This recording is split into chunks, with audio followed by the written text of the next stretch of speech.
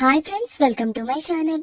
ఇక అమర్ అయితే store room లో ఉన్న ఆరు ఫోటోని చూసి తనకి గతం అంతా గుర్తుకు వచ్చి స్పృహ కోల్పోతాడు.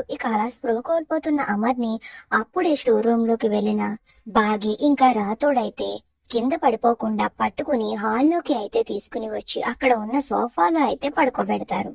అమర్ అయితే స్పృహ కోల్పోయి అలా సోఫాలో పడుకుని ఉంటాడు. అప్పుడే హాల్లోకి మనోహరి ఇంకా యాదమ్మ పిల్లలు కిటికీలో నుంచి చిత్రగుప్త నారదులు వాళ్ళు అంతా వచ్చి చూస్తూ ఉంటారు. అప్పుడే మనోహరి అలుగుతూ ఉంటుంది.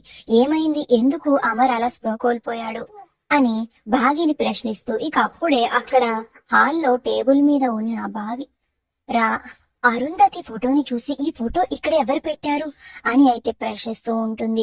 అప్పుడు బాగి ఈ ఫోటోని నేనే తీసుకుని వచ్చి ఇక్కడ పెట్టాను, ఇంత క్రితం ఆయన ఈ ఫోటోని చూసి స్పృహ కోల్పోయారు అని బాగి చెప్తుంది.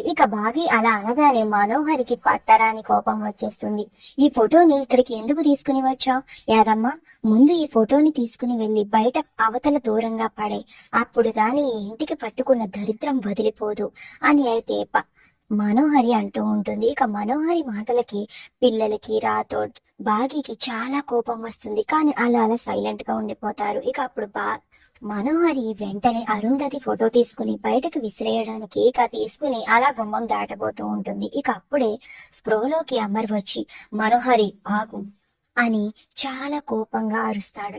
మనోహరి ఒక్కసారిగా అమర్ వైపు చూసి షాక్ అయిపోతుంది. ఏంటి అమర్ ఇలా కోపంగా అరుస్తున్నాడు అని. పిల్లలు బాగి అందరూ కూడా షాక్ అయిపోతారు. అమర్ని చూస్తే అమర్కి గతం మొత్తం గుర్తుకు వచ్చేసినట్టు అనిపిస్తుంది. మరి నిజంగానే అమర్కి గతం మొత్తం గుర్తొచ్చేసిందా? ఇప్పుడు మనోహరి పని పట్టనున్నాడా? అసలు ఏం జరుగుతుంది అనేది నెక్స్ట్ వీడియోలో తెలుసుకుందాం. ఇంతకీ ఈ రోజు వేసిన ముగ్గు మీకు ఎలా అనిపించింది? ఈ ముగ్గు నచ్చితే తప్పకుండా ఛానల్ ని సబ్స్క్రైబ్ చేసుకోండి. Thank you.